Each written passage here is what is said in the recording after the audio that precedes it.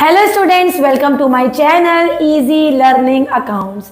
आज की इस वीडियो में हम मैक्रो इकोनॉमिक्स का चैप्टर 6 बैंकिंग को ही आगे कंटिन्यू करेंगे और देखेंगे वो कौन कौन से पॉइंट थे जो हमने अपनी पिछली वीडियो में डिस्कस नहीं किए थे।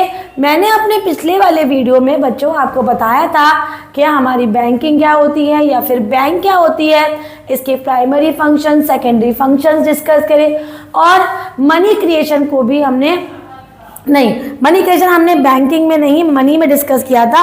और हाँ, मनी क्रिएशन भी हमने इस चैप्टर में डिस्कस किया, जिसमें मैंने आपको इनिशियल डिपॉजिट 1000 होकर किस तरह से मनी मल्टीप्लायर और हम किस तरह से मनी क्रिएशन के पूरे प्रोसेसिंग को करते हैं, ये हमने डिस्कस किया था।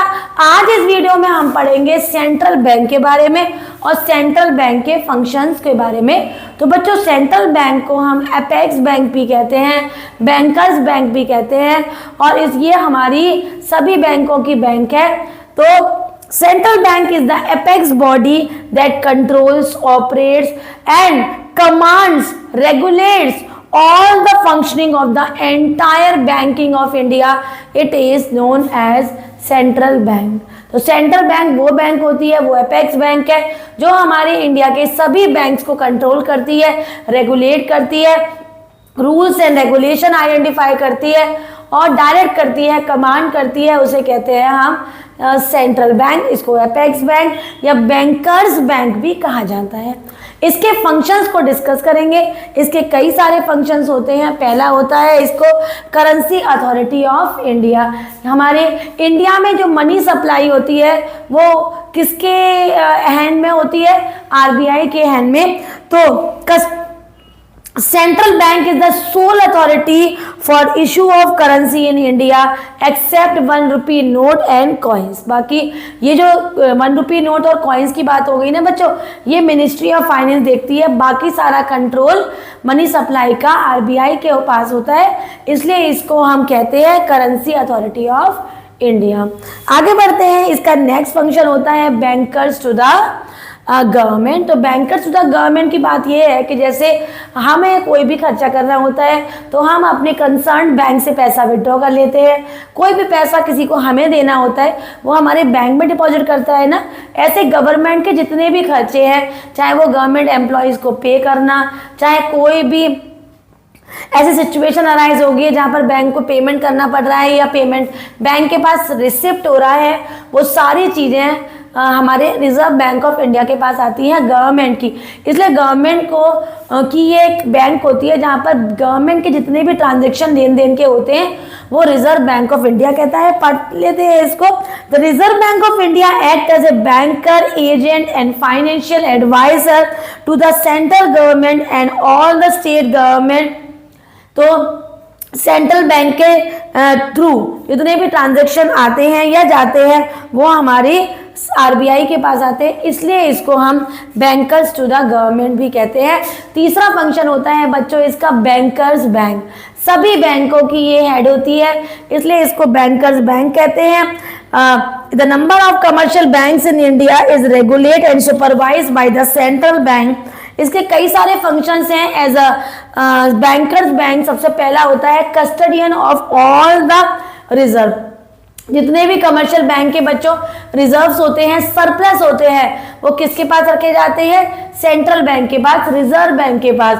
दूसरा है lender to the last resort when the commercial bank falls या fails to meet the financial requirement. अगर कभी किसी सिचुएशन में हमारी कमर्शियल बैंक कोई भी फाइनेंशियल रिक्वायरमेंट्स को मीट नहीं कर पाती है तो उसको कौन वकअप करता है, कौन उसको टेक ओवर करता है, कौन उसको मीट करता है? वो होता है बेटा हमारी सेंट्रल बैंक। इसलिए इसको लेंडर ऑफ लास्ट रिजॉर्ट भी कहते हैं। Clearing house, central bank hold the cash reserve of all the commercial bank.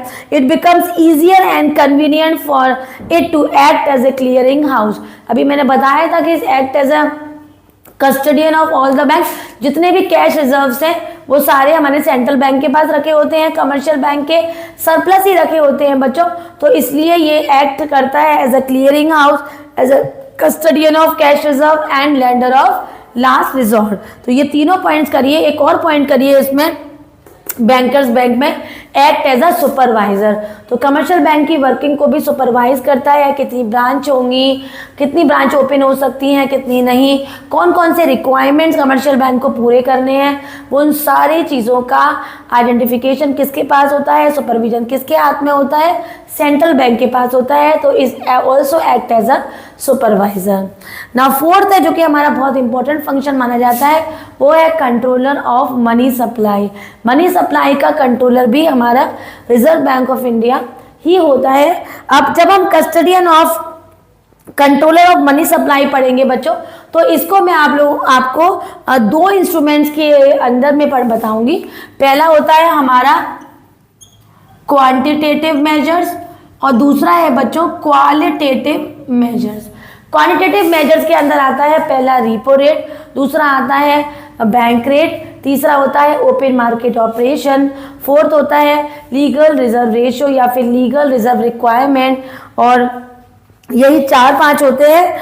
और क्वालिटेटिव में अगर हम बात करें तो margin requirement, moral suasion, selective credit control, ये हमारे क्वालिटेटिव मेजर्स हैं। तो कभी आपसे कोई 1 मार्क्स में एमसीक्यूज में आ जाए कि इनमें बताइए कौन सा क्वालिटेटिव नहीं है या कौन सा क्वांटिटेटिव है, तो हमें पता होना चाहिए कि क्वांटिटेटिव और क्वालिटेटिव में क्या क्या आता है। तो पहला भी था हमारा रीपो रेट।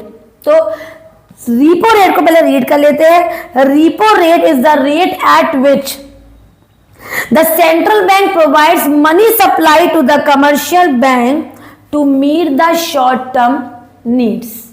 अब मैं बुक से एक बार रीड कर लेती हूँ। Repo rate is the rate at which, जिस रेट पे द सेंट्रल बैंक मतलब reserve bank of India lends देती है money supply to the commercial bank to meet the short term needs. तो इसको बोलेंगे बच्चों हम क्या, रिपो रेट। और जस्ट उल्टा कर दो, शॉर्ट टर्म की जगह लॉन्ग टर्म कर दो, तो बन जाएगा बेटा हमारा बैंक रेट। तो rate at which the central bank lend money to the commercial bank to meet the long term needs, तो ये हो जाएगा बेटा हमारा बैंक रेट। अगर एग्जाम में कभी आपसे रिवर्स रिपो रेट पूछा जाए तो आपको बस सेंट्रल बैंक की जगह पर कमर्शियल बैंक और कमर्शियल की जगह पर सेंट्रल लिखना है। कैसे, the rate at which the commercial bank provides surplus to the central bank to meet the short term needs, so it is known as reverse repo rate. पर central की जगह पर कमर्शियल और कमर्शियल की जगह पर सेंट्रल आ जाएगा। बहुत इंपॉर्टेंट है, इनको बहुत अच्छे से तैयार करिएगा। ओपन मार्केट ऑपरेशन, जब सेंट्रल बैंक ओपन मार्केट में सिक्योरिटी खरीदती है और बेचती है, किसको, कमर्शियल बैंक को या फिर जनरल पब्लिक को, तो इस प्रोसेसिंग को कहते हैं ओपन मार्केट ऑपरेशन। क्या यही बात बुक में है, एक बार चेक कर लेते हैं। Open market operation is the buying and selling of security by the central bank to the general public और to the commercial bank, it is known as open market operation. Next है बेटा हमारा legal reserve requirement या फिर legal reserve ratio, इसको variable reserve ratio भी कहते हैं। ये दो तरीके के होते हैं, जैसे SLR, CRR। SLR मतलब स्टैट्यूटरी लिक्विडिटी रेशियो और CRR मतलब cash reserve ratio. Commercial bank का जो पैसा सरप्लस सेंट्रल बैंक के पास रखा होता है एज अ रिजर्व, उसे कहते हैं कैश रिजर्व रेशियो। और जनरल पब्लिक का जो पैसा डिपॉजिट करने जो जनरल पब्लिक करती है कमर्शियल बैंक के पास, और जो पैसा कमर्शियल बैंक रिजर्व करके रख लेती है, उस पैसे को कहते हैं स्टैट्यूटरी लिक्विडिटी रेशियो मतलब SLR। नेक्स्ट है बच्चों हमारा क्वालिटेटिव इंस्ट्रूमेंट, उसमें पहला है मार्जिन रिक्वायरमेंट। इसका एक्सप्लेनेशन मैं एक एग्जांपल से बताऊंगी। मान लो मैंने बैंक को 1 लाख रुपीस की सिक्योरिटी जमा की और बैंक का मार्जिन रिक्वायरमेंट 20% है, तो बैंक मुझे लोन 20% कट करके मतलब 80,000 का लोन देगा। तो margin requirement is the difference between the loan amount of loan and market value of the security offered to the borrower against the loan. Loan लेने के लिए जो सिक्योरिटी हमने रखवाई है उस अमाउंट में और जितना हमें लोन मिला है, उन दोनों का जो डिफरेंस होता है बच्चों, इसे हम मार्जिन रिक्वायरमेंट कहते हैं। ठीक है, नेक्स्ट है हमारा मॉरल सोशल, मतलब नैतिकता से प्रेशराइज करना, परसुएशन से प्रेशराइज करना, किसका? आरबीआई का। किसके लिए? कमर्शियल बैंक के लिए। क्यों?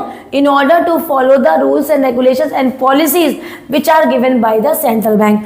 तो it is a combination of persuasion and pressure, मतलब प्यार से धमकाना। किसको? कमर्शियल बैंक को, to act the manner and rules and regulation which is given by the reserve bank of India. और तीसरा है बच्चों हमारा सिलेक्टिव क्रेडिट कंट्रोल। जब हमारी सेंट्रल बैंक कमर्शियल बैंक से कुछ सिलेक्टेड एरिया में ही लोन देने को परमिट करती है तो उसे कहते हैं सिलेक्टिव क्रेडिट कंट्रोल। बच्चों ये पॉजिटिव और निगेटिव दोनों हो सकता है। अगर रिच एरिया में ही केवल लोन दे रहे हैं तो ये निगेटिव है, क्योंकि पुअर लोगों के लिए ये कहीं से इनजस्टिस है। और अगर पुअर को ही लोन दिया जा रहा है तो ये पॉजिटिव भी हो सकता है, क्योंकि उनकी वांट्स फुलफिल हो पा रही हैं, इजीली उनको क्रेडिट मिल पा रहा है। तो selective credit control can be positive as well as negative. तो यहाँ पर हमने आरबीआई को पढ़ा, आरबीआई का मीनिंग पढ़ा, आरबीआई के फंक्शंस पढ़े। फंक्शंस बहुत इंपॉर्टेंट है बच्चों, आप अच्छे से तैयार करिएगा। और सेंट्रल बैंक और कमर्शियल बैंक में कोई आपसे अंतर पूछे तो सेंट्रल बैंक एपेक्स बॉडी है जो रूल्स बनाती है, मेन बैंकर्स बैंक है for all the commercial bank. Commercial bank एक ऐसा इंस्टीट्यूट है जो हमारे डिपॉजिट्स एक्सेप्ट करता है, हमें लोन देता है और हमें इन्वेस्टमेंट में भी हेल्प करता है। और कमर्शियल बैंक एक तरीके से एक पार्ट है कमर्शियल बैंक, मतलब सेंट्रल बैंक का, जो अपने रूल्स को फॉलो करती है, जो कि हमें सेंट्रल बैंक बना रही है। और सेंट्रल बैंक एक एपेक्स बॉडी है owned by the government. Central bank owned करती है, controlled by the central government. And जो कमर्शियल बैंक्स है वो दोनों ही ओड करते हैं, पब्लिक सेक्टर भी और प्राइवेट बैंक है तो प्राइवेट सेक्टर भी। इशू ऑफ करेंसी की जो मोनोपोली है वो सेंट्रल बैंक के पास है और कमर्शियल बैंक के पास ऐसा कुछ भी नहीं है। तो ये 3 से 4 डिफरेंस आपने तैयार किए सेंट्रल बैंक और कमर्शियल बैंक के। तो यहाँ हमारा बैंकिंग चैप्टर खत्म हो गया। और अगर देखा जाए तो अब हमारी सेकेंड यूनिट भी फिनिश हो गई, जो थी हमारी money and banking. Banking chapter में एक बार पॉइंट्स बता देती हूँ जो हमने पढ़े हैं लास्ट इस वीडियो और लास्ट वीडियो में।